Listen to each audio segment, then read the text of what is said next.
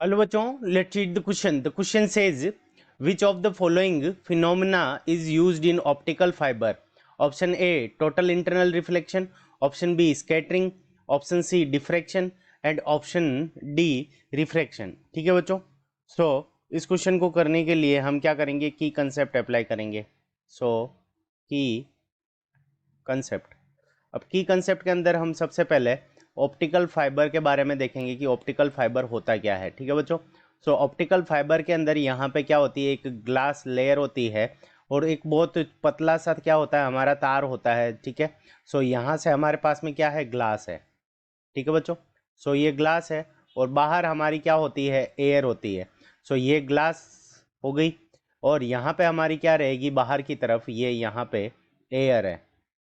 ठीक है बच्चों, सो हमारी क्या होती है कि जो लाइट की रे होती है, ठीक है बच्चों, सो वो यहाँ पे इसके ऊपर इंसिडेंट करती है।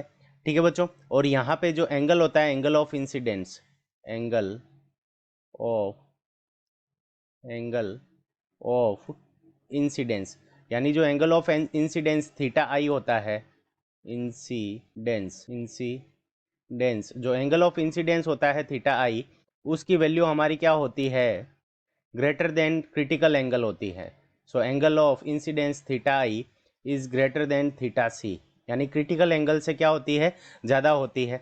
तो जब एंगल ऑफ इंसिडेंस की वैल्यू, सो जब एंगल ऑफ इंसिडेंस की थीटा आई की वैल्यू थीटा सी से बड़ी होती है, तो उस कंडीशन के अंदर ये यहाँ पे क्या होता है कि ये वापस अंदर की तरफ ही वापस क्या हो जाती है, रिफ्लेक्ट हो जाती है, फिर यहाँ पे आती है और फिर इस तरह से यहाँ पे एंगल ऑफ इंसिडेंस की वैल्यू थीटा सी से बड़ी होती है, तो वापस इस तरफ इंटरनल रिफ्लेक्शन हो जाता है। तो theta i is greater than theta c, so theta i की value greater than theta c होती है, तो उस कंडीशन के अंदर टोटल इंटरनल रिफ्लेक्शन होता है। तो क्या होता है हमारा, total internal total internal reflection. So total internal reflection होता है जिसके थ्रू हमारा सिग्नल क्या होता है कि आसानी से एक जगह से दूसरी जगह पे फास्टली पहुंच जाता है। ठीक है बच्चों, सो टोटल इंटरनल रिफ्लेक्शन हमारा क्या किसके अंदर होता है, ऑप्टिकल फाइबर के अंदर होता है। तो total internal reflection option A हमारे इस क्वेश्चन का करेक्ट आंसर है। अब बात करते हैं स्केटरिंग। स्केटरिंग का मतलब होता है कि लाइट का फैल जाना। ठीक है बच्चों, सो लाइट क्या होती है कि जब बाहर से आती है तो अर्थ के एटमॉस्फेयर के अंदर क्या आती है कि वो लाइट फैल जाती है, तो इसके कारण क्या देता है कि हमारे को जो स्काई है वो ब्लू कलर की दिखाई देती है। ठीक है बच्चों, सो स्काई का ब्लू कलर और ओशन का ब्लू कलर हमें किसके कारण देता है, तो स्केटरिंग के कारण दिखाई देता है। ठीक है बच्चों, सो स्काई का ब्लू कलर स्केटरिंग के कारण दिखाई देता है, तो ये ऑप्शन बी हमारा इनकरेक्ट हो गया। अब डिफ्रैक्शन का मतलब क्या होता है कि लाइट का कॉर्नर्स पे बेंड हो जाना। ठीक है बच्चों, सो कॉर्नर्स पे लाइट हमारी क्या हो जाती है, बेंड हो जाती है, तो उसको हम क्या कहते हैं, स्केटरिंग कहते क्या सॉरी डिफ्रैक्शन कहते हैं। तो ऑप्शन सी भी हमारा इनकरेक्ट है।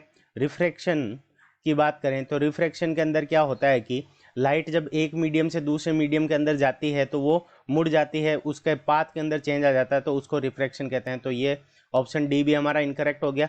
So option A total internal reflection is the correct answer of this question. I hope you understood it well. Best of luck. Thank you.